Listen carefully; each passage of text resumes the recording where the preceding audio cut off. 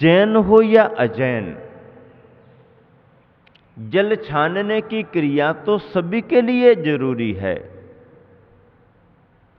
जीव दया में अहिंसा के परिणाम से तो आवश्यक है ही, स्वास्थ्य की दृष्टि से भी ठीक है। आज का साइंस भी इस बात को अच्छे से स्वीकार कर रहा है कि पानी को छान करके पीना चाहिए। बल्कि डॉक्टर तो अब और आगे बढ़ करके बताने लगे, छानने के बाद यदि आप पानी को उबाल करके रख लेते हो तो पानी और ज्यादा आपके लिए लाभदायक होगा। पानी को उबाल करके यदि आप रख लेते हो तो और ज्यादा लाभदायक होगा। जब सामान्य ग्रस्त व्रती बनता है तो प्रासुक की बात आ जाती है। फिर प्रासुक की बात आने पर उसके लिए लाभदायी तो होगी ही होगी। पर आज के समय में बहुत सारे लोगों ने इन क्रियाओं में प्रमाद करना शुरू कर दिया। पानी छानने की क्रिया तो बहुत आगे की अब समझ में आने लगी लोगों को। अब तो घरों में, किचन में वो सिस्टम क्या कहलाता है, आरओ, उसमें ही पानी तुम्हारा आ रहा है और वहीं से आप निकाल करके ले रहे हैं। तो छानने की कोई विधि नहीं, कोई क्रिया नहीं। यदि आपने अपनी सुविधा के लिए ठंड के दिनों में मशीनें फिट करके डायरेक्ट टंकी से निकाल करके और गीजर में गर्म करके ले रहे, तो छानने की तो कोई बात ही नहीं है, महादोष। पीने में आरओ और नहाने में गीजर। अब जिनवानी क्या बताए और कहां पर पालन किया जाए। और रही सही बात स्टैंडर्ड की, तो फिर घर का पानी अच्छा नहीं लगता है, बाजार की बिसलरी का पानी फिर और अच्छा लगता है, स्वास्थ्य के लिए लाभदायक है। और फिर तो ये जो समय चल गया है, इसमें मूलभूत हमारा धर्म विलुप्त होता जा रहा है। और जैनी गृहस्थ का ये मूलभूत धर्म विलुप्त हो जाए तो फिर जिनवानी केवल ग्रंथों में रहेगी, तुम्हारे जीवन में दिखेगी नहीं। मूक माटी में संदर्भ बना है पानी छानने का, और बड़े जतन से, बड़ी सावधानी से कुंभकार ने वस्त्र का प्रयोग करते हुए पानी को छान लिया है। और जब पानी छनता है तो शिल्पी की दृष्टि थोड़ी सी फिसल जाती है अन्यत्र। क्यों फिसल जाती है, क्या ख्याल में आता है? उछलने को मचलती सी यह मछली बाल्टी में से उछलती है। उसी समय जो कुएं में से मछली बाहर आ गई, वो भी छनते समय उछल करके बाहर गिर जाती और जाकर गिरती है माटी के पावन चरणों में। काव्य है, साहित्य है, तो माटी के चरण भी बता दिए गए और मछली माटी के चरणों में जाकर के गिरी। वैसे देखें तो माटी में ही गिरी होगी, पर अब काव्य है तो काव्य में तो माटी के चरणों में गिरी। फिर फूट फूट कर रोती है, उसकी आंखें संवेदना से भर जाती हैं और वेदना से घिर आती हैं एक साथ तत्काल। वे अपूर्वता की प्यासी हैं। कुएं में रह करके जो उसने कभी देखा नहीं, कभी पाया नहीं, उसकी जिज्ञासा उसके अंदर है। प्रभु की दासी सी बड़ी सी बनी है, जिन आंखों से छूट छूट कर माटी के चरणों को धोती है। उजली उजली अश्रु की बूंदें, आंखों से अश्रुपात हो रहा है। जिन बूंदों ने क्षीर सागर की पावनता को मूलतः हरी है, पीर सागर की सावणता को चूलता झरी है, ये एक दृश्य है। उसे अपूर्वता का अनुभव हो रहा है, कुछ नयापन वहां पर उसे दिख रहा है, क्योंकि वह पहली बार अपने कुएं में से निकल करके बाहर आई है और बाहर का उसे आभास हो रहा है। यहां पर इस युग को यह लेखनी पूछती है, गुरुवर का दार्शनिक मानस, गुरुवर की विचारधारा यहां पर प्रश्न कर रही है। यहां पर इस युग को यह लेखनी पूछती है कि क्या इस समय मानवता पूर्णतः मरी है? क्या यहां पर दानवता आ उभरी है? लग रहा है कि मानवता से दानवत्ता, दानवत्ता यानी दानशीलता, दानवता अलग है और दानवत्ता अलग है। दानवत्ता दानवान, दानशील को कहा जाता है। क्या मानवता से दानवत्ता कहीं चली गई है और फिर दानवता में दानवत्ता पली थी कब? वह दानवता में दानवत्ता तो आ नहीं सकती, मानवता से दानवत्ता और चली गई। दानवत्ता दानशीलता, दानवता मानवता से हट करके एक बहुत बड़ी बुराई दानवता है।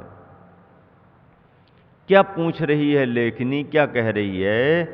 वसुधैव कुटुंबकम, वसुधैव कुटुंबकम। इस व्यक्तित्व का दर्शन, स्वाद महसूस इन आंखों को सुलभ नहीं रहा अब। यदि वह सुलभ भी है तो भारत में नहीं, महाभारत में देखो। भारत में अब दिख नहीं रहा है।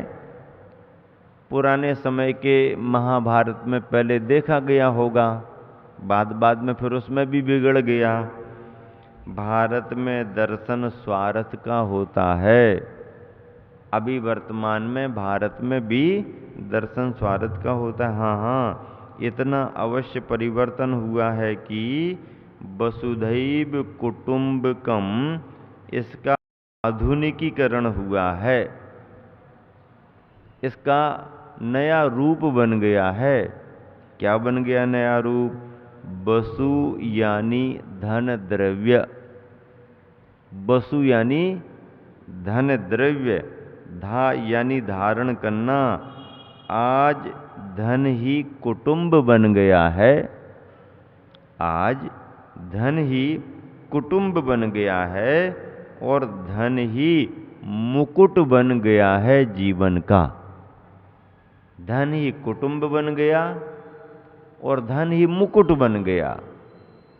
वसुधा वसुधैव कुटुंबकम में अब ये धन ही कुटुंब है और धन ही मुकुट है।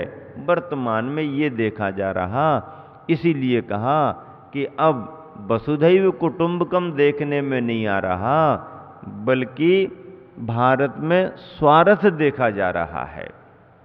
भारत क्या, किसी भी देश में स्वार्थ का विस्तार देखा जा सकता है। प्राचीन संस्कृतियां, धर्म और अध्यात्म की संस्कृतियां, सामाजिक व्यवस्थाओं में, पारिवारिक समरसताओं में जो गुण थे, उन गुणों के कारण ये सूत्र बने थे कि वसुधैव कुटुंबकम। हमारा छोटा सा परिवार, छोटा सा कुटुंब, क्या ये सारी धरती ही हमारा कुटुंब है? ऐसी भावना कौन भा सकता? धरती ही हमारा कुटुंब है, ऐसी भावना कौन भा सकता? अभी तो सिमटते सिमटते हम दो हमारे दो। क्या?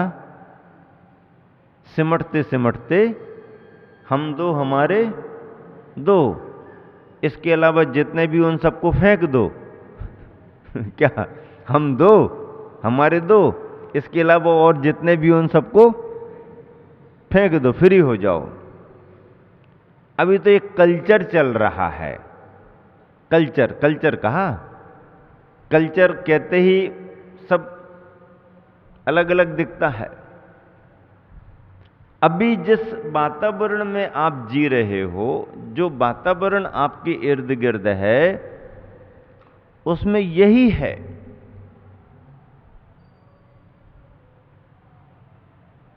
हर किसी मां से पूछो अपनी बेटी का विवाह कहां करना है, तो क्या कहती है वो? बड़े घर में नहीं करना। वो तो बहुत बड़ा परिवार है, कितना काम करेगी वहां जाकर के। छोटा परिवार देखेंगे हम तो। अच्छा, छोटा परिवार, फिर छोटे परिवार में फिर क्या देखेगी? धंधा करता है। अब धंधे वाले को, अब लड़की पढ़ी लिखी है हमारी, उसने डिग्री ले ली। अब डिग्री ले ली है तो फिर वो व्यापारी के यहां काहे को जाए? नहीं नहीं, हम उसको नहीं देंगे। अच्छी खेती बाड़ी है, अच्छी किसानी है। नहीं नहीं, किसान वो खेती बाड़ी का जमाना रह गया क्या अब? नहीं नहीं, एक ही तो छोरी है, हम नहीं देते। किसान को नहीं देना, व्यापारी को भी नहीं देना। किसको देना? किसको देना?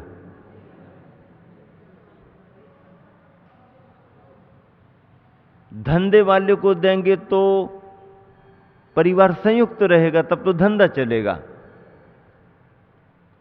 धंधे वाले को नहीं, क्योंकि उसको परिवार में रहना पड़ेगा। किसको देना? सर्विस वाले को देंगे। सर्विस वाले को देंगे का मतलब यह है कि सर्विस वाला पहले ही परिवार से अलग होगा, तब तो सर्विस होगी ना। अब धंधा कर रहा तो वो सर्विस थोड़ी मानी जाती। घर बैठे अच्छा जमा जमाया है, कमा रहा है, तो वो सर्विस नहीं मानी जाती। सर्विस कौन सी मानी जाती है? जो घर से बाहर जाकर के होती है, वो सर्विस मानी जाती है। अब प्राइवेट है कि सरकारी है, वो बाद में देखेंगे। कितना मिल रहा है? नहीं नहीं, अभी शुरुआत है, आगे हो जाएगा। यहीं से सोचते हैं, अभी तो शुरुआत है, आगे हो जाएगा। और ऐसा जो सोच बना करके एक मां ने अपनी बेटी के भविष्य का निर्धारण करना शुरू किया, मैं समझता हूं मां का सोच ही गलत है। लड़की भी यदि ये भावना रखती है कि हम सर्विस वाले में ही जाएंगे, तो हो सकता है लड़की भी कहीं धोखा खा जाए। सभी जगह सर्विसें अच्छी थोड़ी हैं। कई बार कंपनी बंद हो जाती हैं। सरकारी जॉब मिलना थोड़ा बहुत ज़्यादा कठिन होता जा रहा है, कंपटीशन बहुत है। प्राइवेटों का क्या भरोसा? और बाहर मान लीजिए ठीक है, विश्वसनीय प्राइवेट भी सर्विस तुम्हारी है, तो फिर खान पान का क्या भरोसा? कौन सा शहर है, कहां रहना है, कब आ रहे कब जा रहे। दोनों यदि सर्विस कर रहे तो दोनों ही सुबह निकल करके जा रहे, दोनों ही देर से आ रहे। अब कौन किसको बनाए? बनाओ ना, बनाओ ना कह रहे, हम भी तो अभी आए हैं, तुम्ही को तो बनाना पड़ेगा। अब सर्विस भी करें और बनाएं भी, हमसे नहीं बनता, तो फिर क्या करो? बनाने वाले को ले आओ। अब पैसा कमा रहे हैं और जिसके लिए कमा रहे हैं वो दूसरे के भरोसे। जिसके लिए पैसा कमा रहे हैं, पेट का भोजन दूसरे के भरोसे हो रहा। कैसा बनाए, क्या बनाए। पराधीनता, सर्विस का सुख। किसका सुख? सर्विस का सुख। लेकिन परेशानियां हजार गुनी जो बढ़ रही हैं उस पर भी ध्यान नहीं है। अच्छा समय रहता है, ठीक ठाक निकल जाता, और जब कभी कोई परेशानी बढ़ जाए तो अड़ोसी पड़ोसी भी पूछने वाले नहीं मिलते, और दोनों में भी फिर परेशानियां खड़ी हो जाती हैं कि अब कौन किसका करे। वो भी कहने लगती हैं कि मैं भी रानी तू भी रानी, कौन भरेगा घर का पानी। करने को काहे को तैयार, तुम्हारे बराबर ही तो सर्विस कर रहे हम, पैसा आ रहा है, खर्च करने दो, लगाओ। बच्चों की परवरिश नहीं हो पाती, बच्चों को दूसरों के यहां दे देना पड़ता है और ड्यूटी करके आते हैं। बच्चों को मिला क्या? 2-3 घंटे को कहीं रखते हैं पालना घर में, यहां वहां हम आएंगे तो ले लेंगे। कोई खेल खिलौने हैं क्या? अपन कहीं गए तो उनको छोड़ करके चले गए, बच्चों को खेल खिलौना समझ लिया। बच्चे को आत्मीयता नहीं मिली। बच्चे को जो बचपन में शुरुआती समयों में उसको प्रेम मिलना चाहिए, स्नेह मिलना चाहिए, मातृत्व मिलना चाहिए, वो कुछ नहीं मिलता है। बच्चा कैसे ढलेगा, संतान कैसे आगे बढ़ेगी, इन सब चीजों पर ध्यान नहीं है। घर में बच्ची रहती है, पढ़ती लिखती है, चलो प्राइमरी तक छोड़ो, अब मिडिल में आ गई, हायर एजुकेशन में आ गई, काम नहीं कराते चौकों में। जाओ बेटा पढ़ो, तुम तो पढ़ो पढ़ो पढ़ो। कितना पढ़ेगी? किताब में पढ़ेगी कि मोबाइल में पढ़ती रहेगी? तुम्हें क्या पता किस में पढ़ रही। अरे किचन में उसको दक्ष करना चाहिए, रसोई में उसको दक्ष करना चाहिए। नहीं नहीं हम तो कर लेंगे ना, हम तो हैं करने वाले, अभी तुम्हारा समय नहीं। और बचपन में यदि माँ ने अपनी बेटी को रसोई घर में दक्ष नहीं किया, उसको रसोई में नहीं ढाला, तो पढ़ लिख करके जब बड़ी हो जाएगी और सर्विस करने लगेगी तो क्या करेगी? नहीं नहीं, काम, ये काम है क्या? नहीं, ये तो जीवन की अनिवार्यता है।